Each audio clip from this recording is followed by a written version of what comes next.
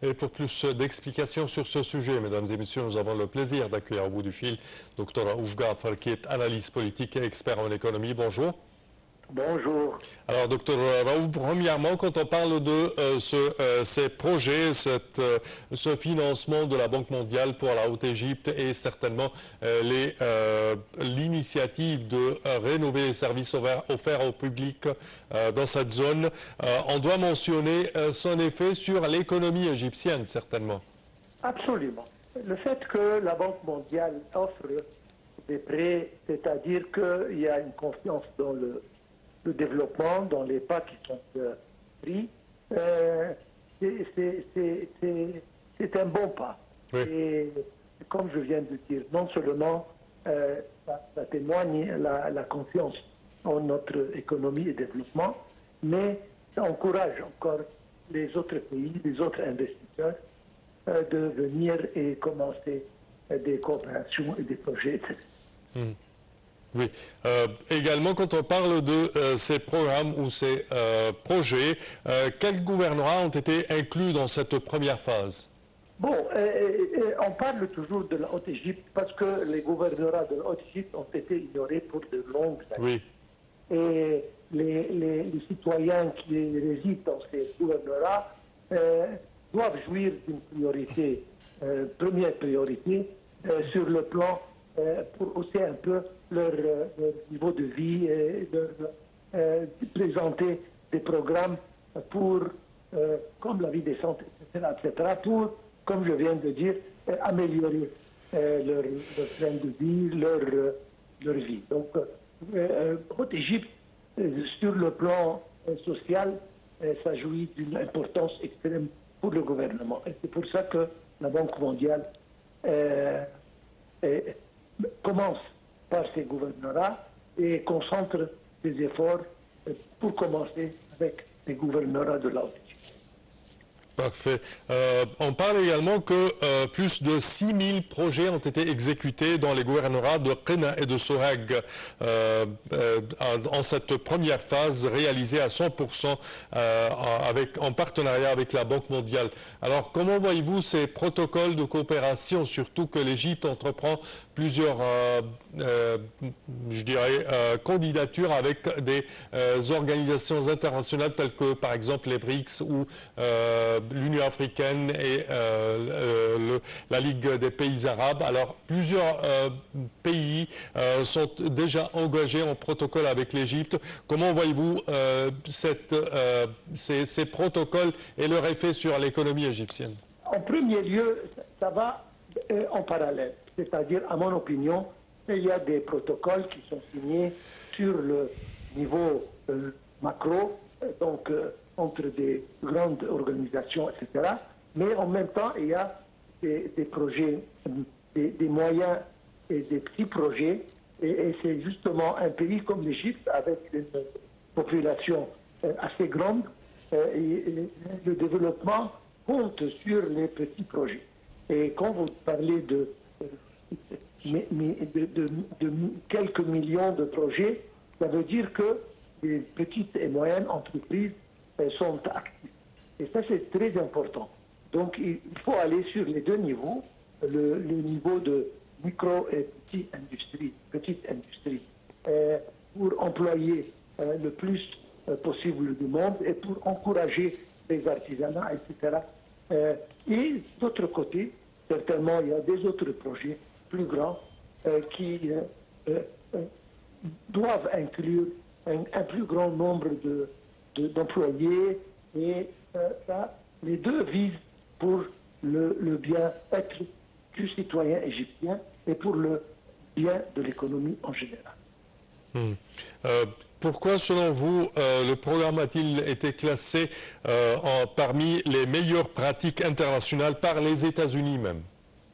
Bon, les résultats sont le meilleur témoignage. C'est-à-dire, on sait toujours comme quand il y a des institutions internationales qui interviennent avec des prêts ou des aides, ils contrôlent ceci. C'est-à-dire, ils suivent ce qui arrive.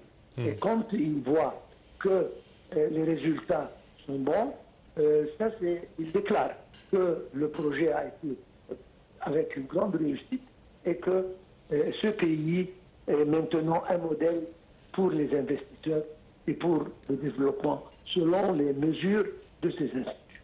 Oui. Selon vous, quels seront les nouveaux axes prioritaires pour les prochaines étapes? Bon, c'est-à-dire, l'Égypte est un grand pays et une grande population.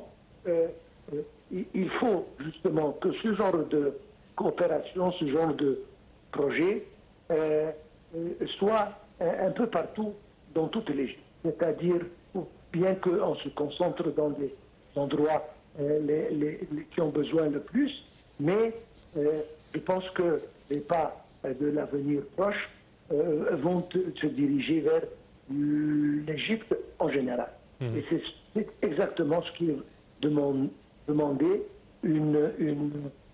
disons, un développement global sur tout le territoire égyptien. Quel rôle jouera la présidence et le gouvernement central dans la continuité de ce programme important pour l'Égypte? Bon, c'est-à-dire, il y a toujours la supervision des gouvernorats, des gouverneurs, il y a toujours la supervision de l'État pour se rassurer que les fonds sont utilisés d'une manière juste et que les projets vont de mieux en mieux. Il faut, bien qu'il y a des organisations et les NGO qui sont présents partout, mais justement, il faut avoir le ministère et le ministre de Solidarité. Il doit être au courant de ce qui arrive et il doit superviser ce genre de projet pour, comme je viens de dire, se rassurer que tout est fait comme les normes de bon. Oui. Est-ce qu'on peut parler que cette initiative de projet fait partie de la vision de Haya Karima et les projets qui ont été installés dans le delta du Nil et le Caire également, les environnements du Caire? Absolument, c'est-à-dire l'initiative Vie décente, elle a toujours visé vers le mieux du citoyen égyptien. Et quand on encourage le citoyen à s'établir, si on l'aide à commencer un petit projet, etc., tout va dans la même direction. L'objectif, c'est d'améliorer la vie du citoyen égyptien. Et Vie décente et autres, ça vise dans la même direction et c'est pour toujours le bien du peuple égyptien, commençant par le citoyen. Donc, tout vise dans la même direction et le plus de projets, le mieux, quand ça couvre, comme vous l'avez dit, toute l'Égypte, c'est encore mieux pour tous les Égyptiens. Certes. Concernant la Banque mondiale et les investissements de la Banque mondiale en Égypte, est-ce que vous pensez que l'Égypte a toujours de grands projets gigantesques pour être financés par la Banque mondiale? Je ne pense plus. Mais le fait que la Banque mondiale est prête à offrir des prêts à l'Égypte, prêts à aider l'Égypte, c'est un témoignage que le développement et l'économie égyptienne est sur la bonne voie. C'est ça l'important. Pas besoin de grands projets avec la Banque mondiale, mais nous avons besoin de ce certificat de confiance qui vient de ces institutions internationales qui sont bien respectées par tout le monde. Ça ouvre la porte aux investisseurs et c'est justement ce que nous demandons. Parfait, Dr Oughafa, je tiens à vous remercier de vos explications. Merci à vous. Je répète que vous êtes analyste politique et expert en économie. À présent, chers téléspectateurs, une petite pause.